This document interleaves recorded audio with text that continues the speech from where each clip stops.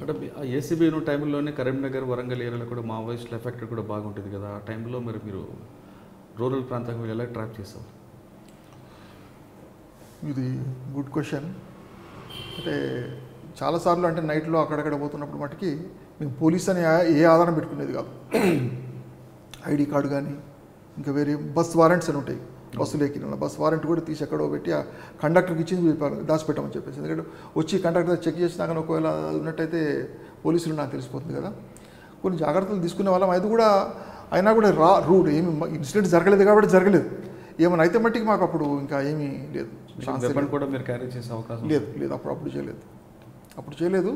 But DSP trap అయిన తర్వాత ఆయన కొంచెం థ్రెటనింగ్ స్టార్ట్ చేశాడు, ఇది చేస్తా వాడిని ఇదని. అంటే అప్పుడు మా డీజీ పిలిచించుకో ఎందుకని మంచిదని ఒక పని ఇచ్చారు అప్పుడు నాకు మా డీజీ గారు.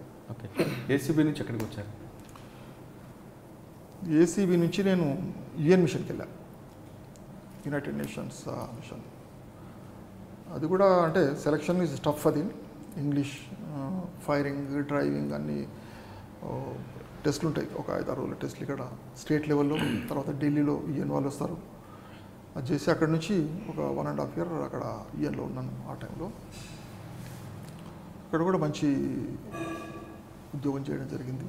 అక్కడ కూడా అక్కడ పరిస్థితి ఏ విధంగా ఉంటుందండి? అసలు మన కల్చర్కి వాళ్ళ కల్చర్ డిఫరెన్స్ ఉంటుంది, క్రైమ్ కూడా డిఫరెంట్ క్రైమ్ కనిపిస్తుంటుంది. టోటల్గా డిఫరెన్స్ ఉంటుంది అక్కడికి క్రైమ్ కానీ ఇది కానీ. ఇక్కడ ఇద్దరు కొట్టుకొని వస్తారు, వాడు ఇద్దరికి తల్లబడులు ఉంటాయి, వీడి తల్లబడులు వాడు ఇద్దరు రక్తం వస్తుంటే ఇద్దరు వస్తారు స్టేషన్కి.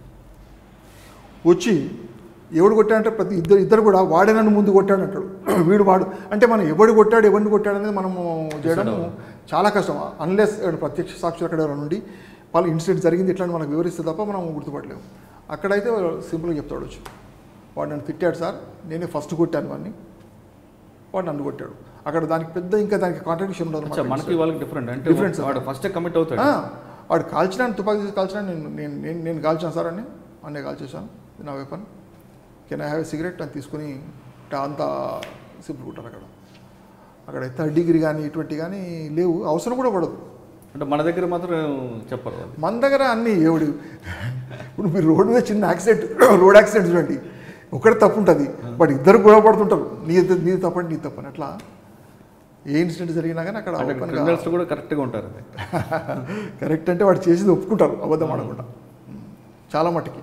ఓకే. నెక్స్ట్ అక్కడ నుంచి అక్కడ ఆ ఉద్యోగంలో ఏంటంటే ఇక్కడ ఒక పొలిటికల్ లీడర్ని పొలిటీషియన్ని చేయాలంటే మట్టుకి ఇక్కడ చాలా కష్టం. అలా అరెస్ట్ చేయాలన్నా లేదా కేసు ఏదైనా చేయాలని. అక్కడ యుఎన్లో ఉన్న టైంలో బికాజ్ మేము యుఎన్ ఆఫీసర్స్ కావచ్చు, తర్వాత అక్కడ ఉన్న పొలిటికల్ సిస్టమ్ ఇట్లా కావచ్చు, కానీ మేము చేసిన ఒక కేసులో ఒక మినిస్టర్ కూడా అరెస్ట్ చేయడం జరిగింది అక్కడ, ఎకనామిక్ అఫైర్స్ దీంట్లో. అదొక డిఫరెంట్ ఎక్స్పీరియన్స్ కూడా అక్కడ. ఎందుకంటే అంత international officer, Americans, Germans, England మొత్తం 56 నేషన్స్ నుంచి పోలీస్ ఆఫీసర్స్ వచ్చేవాళ్ళు. అందరం కలిసి పనిచేయడం అంటే వాళ్ళు చేసి వాళ్ళ వే ఆఫ్ ఇన్వెస్టిగేషన్, వాళ్ళ స్టైల్ ఆఫ్ ఫంక్షనింగ్, ఇవన్నీ కూడా మనకు ఒకరికొకరు ఎక్స్చేంజ్ చేసుకోవడానికి వీలుగా ఉండేది. మంచి ఉద్యోగం. నాకు ఒక్కటి సంతోషం ఏంటంటే తెల్ల వాళ్ళు వచ్చి మనం ఇక్కడ వెళ్ళిపోయినారు, తెల్ల వాళ్ళ మీద మనం అథారిటీ చాలా ఇస్తున్నాం అనేది ఒక సంతృప్తి ఒకటి ఉండేది అక్కడ మనం అథారిటీ అక్కడ డిపార్ట్మెంట్లో.